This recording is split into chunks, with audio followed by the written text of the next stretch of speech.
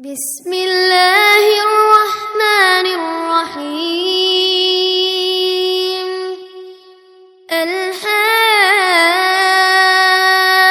الحاقة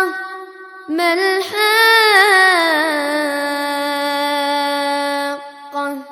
وما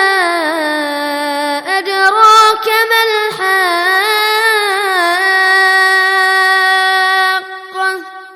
كذبت ثمود وعاد بالقارعة فأما ثمود فأهلكوا بالطاغية وأما عاد فأهلكوا بريح صرصر عاتية سخرها عليهم 7 ليال و8 أيام حسوما فترى القوم فيها صرعى كأنهم أعجاز نخل خاوية فهل ترى لهم من باقية وجاء فرعون ومن قبله والمؤتفكات بالخاطئة فعصوا رسول ربهم فأخذهم أخذة رابية إنا لما طغى الماء حملناكم في الجارية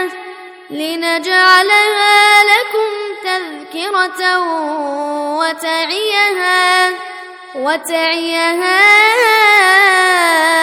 أذن واعية فإذا نفخ في الصور نفخة واحدة وحملت الأرض والجبال فدكتا دكة واحدة فيومئذ وقعت الواقعة وانشقت السماء فهي يومئذ واهية والملك على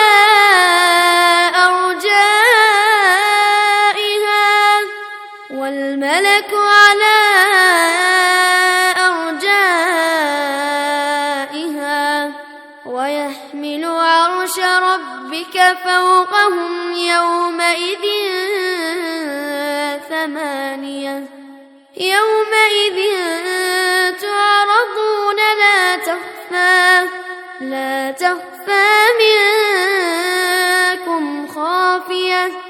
فأما من أوتي كتابه بيمينه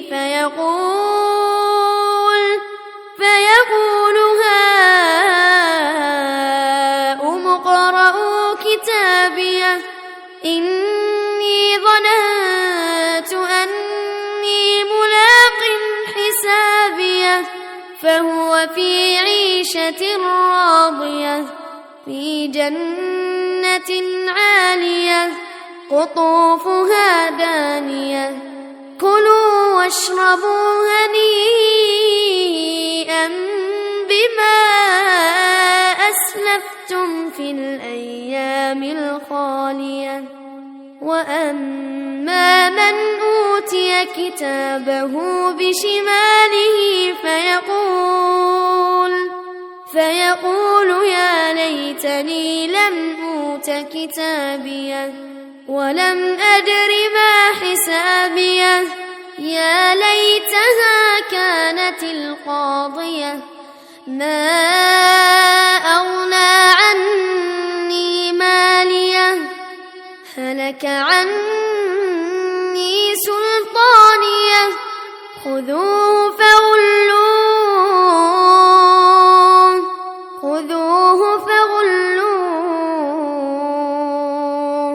ثم الجحيم صلوه ثم في سلسلة ذرعها 70 ذراعا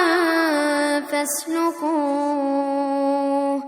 إنه كان لا يؤمن بالله العظيم ولا يحض على طعام المسكين فليس له اليوم هاهنا حميم ولا طعام إلا من غسلين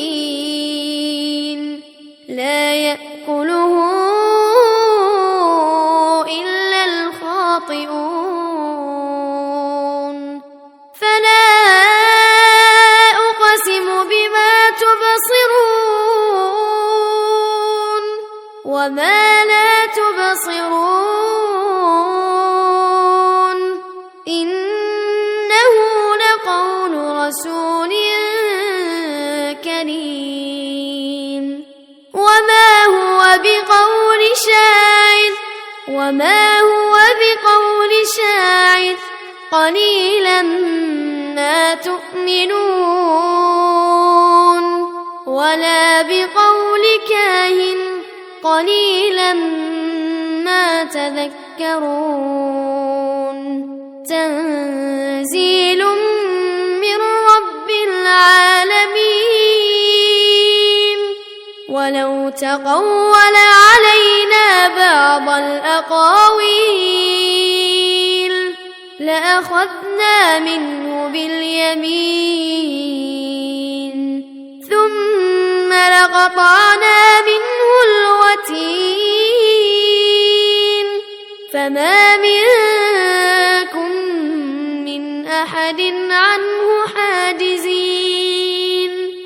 وإنه لتذكرة للمتقين وإنا لنعلم أن منكم مكذبين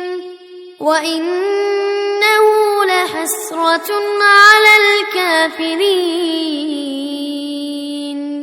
وإنه لحق اليقين فسبح باسم ربك العظيم